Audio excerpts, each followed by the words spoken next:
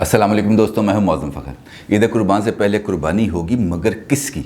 मुझे तो ये लग रहा है कि कुर्बानी होगी हुकूमत में मौजूद शख्सियात की भी, लेकिन उससे ज़्यादा आवाम की। हुकूमत में किसकी होगी ये तो मैं आपको बताता हूँ आगे चल के, लेकिन जो आवाम का वाट लगने वाली है वो सबसे इम्पॉर्टेंट बात है, क्योंकि आवाम के अंदर मैं और आप हम लोग शामिल हैं, और जो अशराफी है उनमें किसी को हमारा और आपका ख्याल नहीं। क्योंकि आज ही के दिन सदर ममलिकत जनाब आरिफ अलवी साहब ने बग़ैर सोचे समझे 3 आर्डिनेंसेस की मंजूरी दे दी।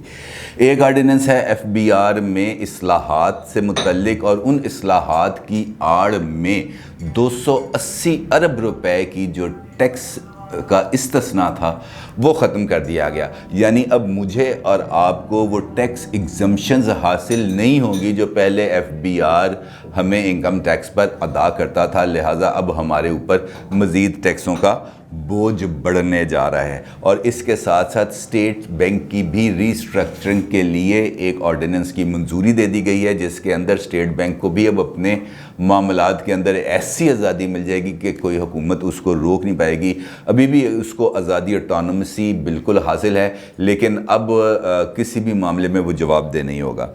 तीसरा मामला आ जाता है नेपरा से मुतालिक, जो तीसरा ऑर्डिनेंस जारी किया गया, और वो है नेपरा से मुतालिक। और ये सबसे ही खौफनाक आर्डिनेंस है, क्योंकि ये आर्डिनेंस जारी किया जा रहा है IMF के दबाव पर। और वो क्यों जारी किया जा रहा है ये भी मैं आपको बताता हूँ, लेकिन इस आर्डिनेंस की बुनियादी नुक्ते समझ लीजिए कि इस आर्डिनेंस के ज़रिए नेपरा बिजली की कीमतों का अज़ खुद तयन कर सकता है। यानी पहले वो बिजली की कीमतों में इजाफा या कमी के हवाले से अपने प्रोसीजर के मुताबिक समाअत करके कार्रवाई करके एक रिपोर्ट भिजवाता था पावर डिवीज़न। वो रिपोर्ट आगे जाती थी गवर्नमेंट के पास, और गवर्नमेंट इसके ऊपर एक नोटिफिकेशन जारी कर देती थी।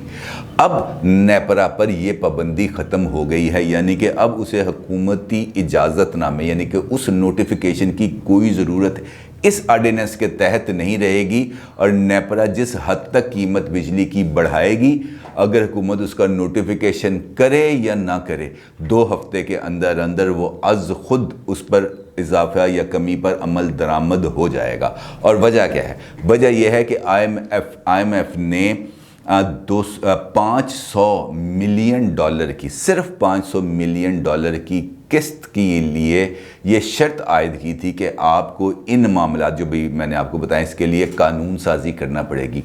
और हुकूमत को 500 मिलियन डॉलर के लिए ये 3 आर्डिनेंसेस जारी करके IMF की शर्त को पूरा किया है। चाहे आवाम का भुरकस निकल जाए, 500 मिलियन डॉलर वहाँ से मिल जाएंगे और उसके बाद यहाँ से।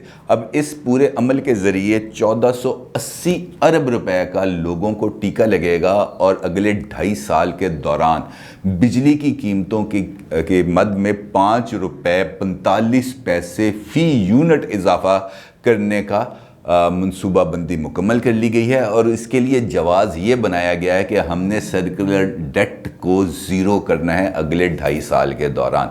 भाई कीमतों वो जो बिजली के महंगे मंसूबे आप लगाएं, बिजली आप हैंडल ना कर सकें, फर्नेस ऑयल आप मंगवाएं, जो नॉन कैपेसिटी चार्जेस हैं वो हम पे करें, लाइन लॉसेस हम पे करें, बिजली जो लोग चोरी करते हैं उसके पैसे हम पे करें। लेकिन मजाल है किसी को इस बात पे कोई समझ आए और कोई इस मामले पर गौर करने की कोशिश करे। लेकिन ये एक ऐसा मिनी बजट है जो इन ऑर्डिनेंसेस की मंजूरी के फौरी बाद हम पे और आप पर गिर गया। ये एटम बम, इस्तीफ़ों का एटम बम चले ना चले बिलावल भुट्टो वाला, लेकिन हुकूमत ने अपने वाला एटम बम ऐसी कमाल होशियारी के साथ जारी किया है कि जिसकी कोई मिसाल नहीं मिलती। और इसमें मैं कसूरवार ठहराऊँगा, आप इस बात से मुत्तफ़िक हों या ना हों, PDM को।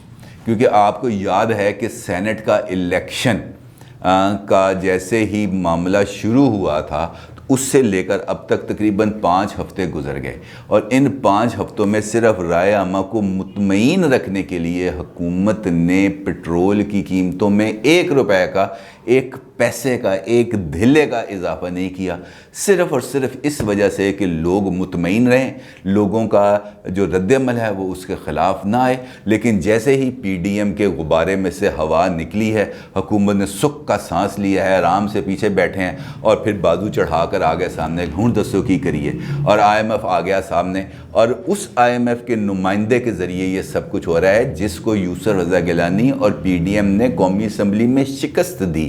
یعنی کہ اور عمران خان، اب آپ کو اس بات کا بھی سمجھ آ جانی چاہیے کہ کیوں عمران خان عبدالحفیظ شیخ کو جتوانے کے لیے بضد تھے۔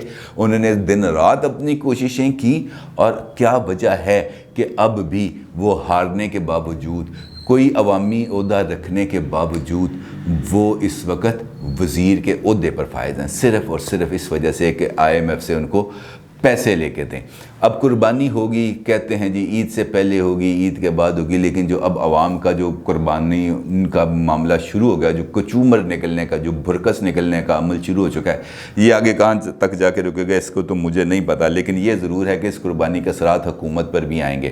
جس طرح میں نے آپ سے کہا کہ قربانی ہوگی، حکومت میں شامل شخصیات کی بھی ہوگی لیکن عوام کی بھی ہوگی، اور دو شخصیات ہیں حکومت کے اندر جس کی قربانی، دن میں سے کسی ایک کی قربانی ہونے جا رہی ہے عید سے پہلے، اور وہ ہیں عثمان بزدار صاحب اور یا عمران خان صاحب۔ اب عثمان بزدار صاحب کیونکہ عثمان بزدار صاحب پر جو ہماری اسٹیبلشمنٹ ہے وہ کئی مرتبہ عمران خان سے کہہ چکی ہے کہ بھائی اس سے جان چھڑا، کیونکہ یہ اس کی وجہ سے وہ سب سے بڑا صوبہ جہاں پر ریسٹ موجود تھا، جس کی مثالیں دی جاتی تھیں، اور اس کی وجہ سے باقی صوبوں کے اندر تھوڑا سا احساس محرومی پیدا ہوتا تھا۔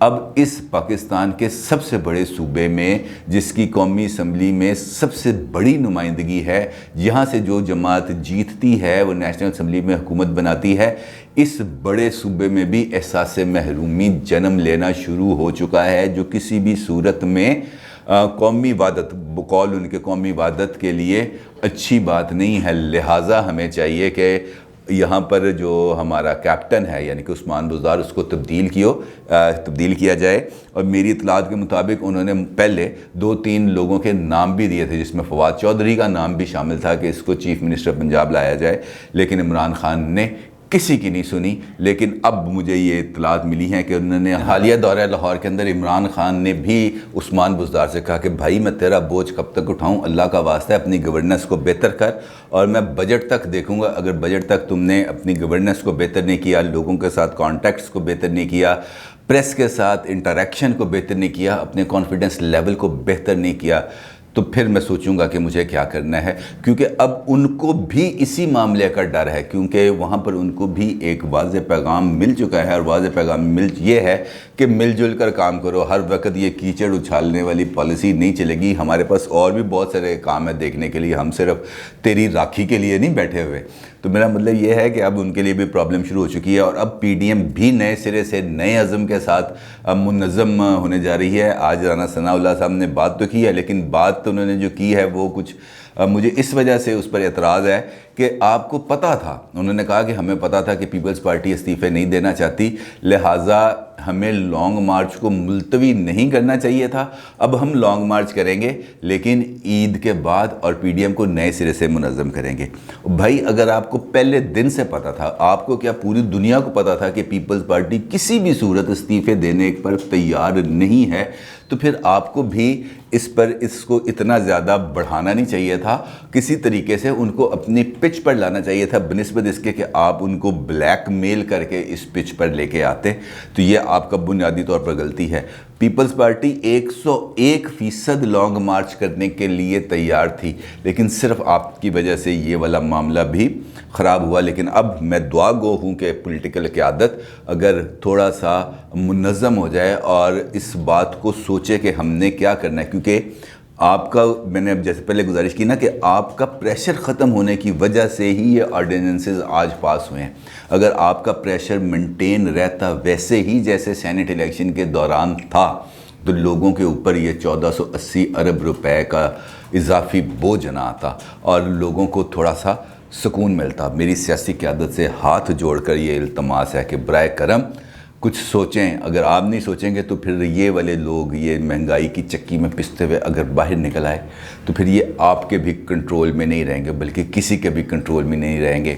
اور پھر یہ جو سیلابی پانی ہوتا ہے نا, یہ طوفانی پانی اور یہ بند توڑ کے جو پانی باہر نکلتا ہے, یہ پھر کسی کے قابو میں نہیں آتا. اب آتے ہیں اپنے سوال و جواب کے سیکشن کی طرف. نذیر احمد صاحب نے سوال کیا ہے, پی ڈی ایم دوبارہ متحرک ہو رہی ہے, ٹاپ لیڈرز کا آپس میں رابطہ ہے, آپ کے پاس کیا خبریں ہیں؟ بڑی اچھی بات ہے جی کہ ٹاپ لیڈرشپ متحرک ہو رہی ہے, آپس میں رابطہ کر رہے ہیں, لیکن یہ کام ان کو اس پی ڈی ایم اجلاس سے پہلے کرنا چاہیے تھا.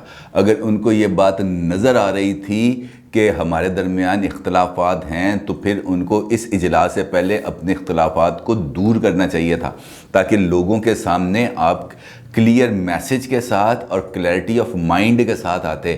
آپ کو یہ اجلاس 1-2 دن کے لیے مؤخر کر دیتے, لیکن اپنے اندر اپنی صفوں کے اندر یہ جو نا اتفاقی والا جو امپریشن آ گیا ہے اور یہ جو 2-3 جماعتوں کے اندر جو مسٹرسٹ ڈیولپ ہوا ہے, یہ نہ ہوتا. اور اس کا سب سے بڑا نقصان ہے. یہ بات آپ کی ٹھیک ہے کہ آپس میں رابطے ہوئے ہیں, نئے سرے سے ایک دوسرے کو منظم کرنے کی, سپورٹ کرنے کی کوشش کی جا رہی ہے. اللہ کرے یہ درست ثابت ہو. جگدیپ سنگھ صاحب کا سوال ہے کہ پیپلز پارٹی اسٹیبلشمنٹ کی ناپسندیدہ جماعت ہے, اور اگر پارلیمنٹ سے استعفیٰ دے تو پھر حکومت یعنی کہ کسی بھی صوبے کے اندر یا پارلیمنٹ کے اندر کوئی ایسی جماعت نہیں بچے گی جس سے اسٹیبلشمنٹ کو خطرہ ہے. میرا یہ خیال ہے کہ پیپلز پارٹی, آپ کی بات بالکل ٹھیک ہے کہ پیپلز پارٹی کی اٹھان ہی اینٹی اسٹیبلشمنٹ کے طور پر ہوئی, اور آج بھی اسٹیبلشمنٹ اس حد تک پیپلز پارٹی پر اعتماد کرنے کو ذہنی طور پر آمادہ نہیں ہے. لیکن اس کی بھی کچھ لیمیٹیشنز ہے. وہ پیپلز پارٹی کو لالی پاپ دیتے ہیں اور پیپلز پارٹی اس لالی پاپ کو لے لیتی ہے, لیکن جیسے ہی پیپلز پارٹی کی ضرورت ختم ہوتی ہے اسٹیبلشمنٹ کا, پھر ویسے ہی سلوک ان کے ساتھ ہو جاتا ہے. لیکن اب اس وقت جو حالات ہیں, پیپلز پارٹی چاہے یا نہ چاہے وہ ایک خاص طبقے تک, ایک خاص صوبے تک محدود ہو گئی ہے. اور وہ جو اگریشن تھا جو پیپلز پارٹی کے اندر, پیپلز پارٹی کی اٹھان اور پیپلز پارٹی کی پنجاب میں مقبولیت کی وجہ تھی, وہ تھا اس کا اگریسو نیریٹو. وہ اگریشن جو پیپلز پارٹی کے جیالے کے اندر تھا, وہ اگریشن اب اس پارٹی میں اور اس کی لیڈرشپ میں نظر نہیں آتا. جب پارٹی کا لیڈر یہ کہے کہ میاں صاحب آپ کے پاس پنجاب کا ڈومیسائل ہے, میرے پاس سندھ کا ڈومیسائل ہے, جو لائن آپ لے سکتے ہیں وہ میں نہیں لے سکتا, تو ان سے یہ سوال بنتا ہے کہ محترم آصف علی زرداری صاحب, ذوالفقار علی بھٹو کے پاس بھی سندھ کا ہی ڈومیسائل تھا, بے نظیر بھٹو کے پاس بھی سندھ کا ڈومیسائل تھا, لیکن آج بھی وہ پنجاب کے لوگوں کے دلوں میں زندہ ہیں. ڈومیسائل لوگوں کو زندہ نہیں رکھتے, کریج زندہ رکھتا ہے. براہ کرم کریج کیجئے, کیونکہ اگر آپ نے پنجاب میں پالیٹکس کرنی ہے تو پھر آپ کو اس جرت کا مظاہرہ کرنا پڑے گا. پیپلز پارٹی کل بھی اسٹیبلشمنٹ کو ناپسند تھی, آج بھی ناپسند ہے, لیکن یہ ہے میرج آف کنوینئنس, اور میرا خیال ہے کہ اس میں دونوں کی آمادگی شامل ہے. فضا صاحبہ کا سوال ہے کہ نون لیگ بھی تو ایک صوبے کی پارٹی ہے, تو پھر پیپلز پارٹی پر تنقید کیوں؟ نون لیگ تو ٹریڈیشنلی ہی ایک صوبے کی جماعت رہی ہے, اور لیکن پیپلز پارٹی چاروں صوبوں کے اندر موجود رہی تھی. بے نظیر بھٹو کی شہادت کے بعد پیپلز پارٹی آصف علی زرداری صاحب کی چند پالیسیز کی وجہ سے اور انہوں نے جو مفاہمت کا لبادہ پہن لیا یا خوف آ گیا انہیں, تو اس کی وجہ سے سندھ تک تو شاید محدود ہو گئے ہیں. لیکن ابھی تک مجھے یہ نظر نہیں آ رہا کہ واپس پنجاب میں آئیں. یہ بات آپ کی ٹھیک ہے کہ نون لیگ پنجاب کی پارٹی ہے, اور اس کی وجہ یہ ہے کہ پنجاب ہی وہ صوبہ ہے جو اپنی قومی اسمبلی میں سب سے زیادہ نشستوں کی وجہ سے مرکز پہ حکومت کرتا ہے. اور اگر آپ کی جماعت ہے, کوئی پولیٹیکل پارٹی ہے, وہ 3 صوبے بھی جیت لے اور پنجاب کے اندر اگر اس کو سپورٹ نہ ملے تو وہ نیشنل اسمبلی میں اپنی گورنمنٹ فارم نہیں کر سکے گی. لہٰذا پنجاب ہی بیٹل گراؤنڈ ہے, اور اسی وجہ سے باقی 3 صوبے پنجاب کو ہمیشہ تنقید کا نشانہ بناتے رہتے ہیں کہ پنجاب ہی ہم پہ حکومت کرتے ہیں. اور وجہ بھی یہ ہے کہ پنجاب کے اندر قومی اسمبلی کی سیٹس زیادہ ہیں, نمائندگی زیادہ ہے, بڑا صوبہ ہے, پاپولیشن زیادہ ہے. لیکن اگر ہم اس کو جسٹیفائی کرنا چاہیں تو شاید میں نہ اس کو جسٹیفائی کر سکوں کہ اب اگر ہم دیکھیں, اس وقت اگر ہم دیکھیں تو تمام بڑی جماعتیں جو ہیں وہ صوبوں میں بٹ چکی ہیں. پیپلز پارٹی سندھ میں چلی گئی, نون لیگ ادھر آ گئی. اگر ہم پی ٹی آئی کو دیکھیں تو میجورٹی آف سیٹس جو ہیں وہ ان کی ادھر ہیں. پنجاب میں بھی ان کو ملی ہے, لیکن یہاں پر انہوں نے پیپلز پارٹی کو ریپلیس کیا. تو نیشنل پارٹیز کا ہونا بہت ضروری ہے, جہاں پر آپ کو چاروں صوبوں کے اندر, اپوزیشن کو بھی چاروں صوبوں کے اندر نمائندگی ملے. اپنی رائے کا ضرور اظہار کیجیے گا. آپ کا بہت شکریہ. اللہ حافظ.